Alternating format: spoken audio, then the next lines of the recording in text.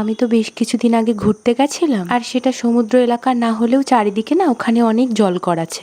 এত প্রচুর পরিমাণে গরম যে তুমি ঘরের মধ্যে থাকলেও পুরো পুড়ে যাবে। ওখানে গিয়ে আমি তো একদমই ঘরের থেকে বেরাইনি, কারণ ওখানে ঘোরার মতন সেরকম কোনো জায়গা নেই। তারপরেও আমার মুখের মধ্যে এত ট্যান পড়েছে সেটা আর কি বলবো। আর মেয়ে হওয়ার পর আমি অনেকটা মোটা হয়ে গিয়েছিলাম, খাবার দাবার কন্ট্রোল করে এখন অনেকটা রোগা হয়েছি। তবে কিছুতেই আমি আমার মুখের স্কিনটা ঠিক করতে পারছি না।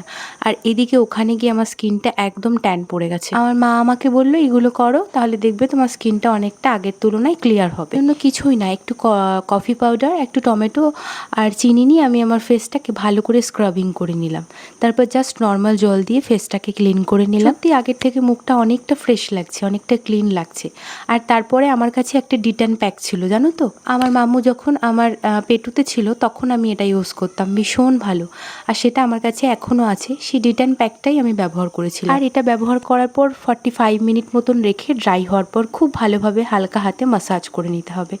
যতক্ষণ আর কি তোমার মনে হবে যে মাসাজ করলে আর কি তুমি তোমার ভালো লাগছে তোমার স্কিনে, ততক্ষণ তুমি মাসাজ করতে পারো। বলতে আমার ফেসটা আগের থেকে অনেকটা ক্লিন হয়েছে। আর এরপরে আমি ডিটাইন যে মাসাজ জেলটা ছিল ওটা কিন্তু ইউজ করেছি, আর তোমরা দেখতে পাচ্ছ আমার ফেসটা কতটা পরিষ্কার হয়েছে।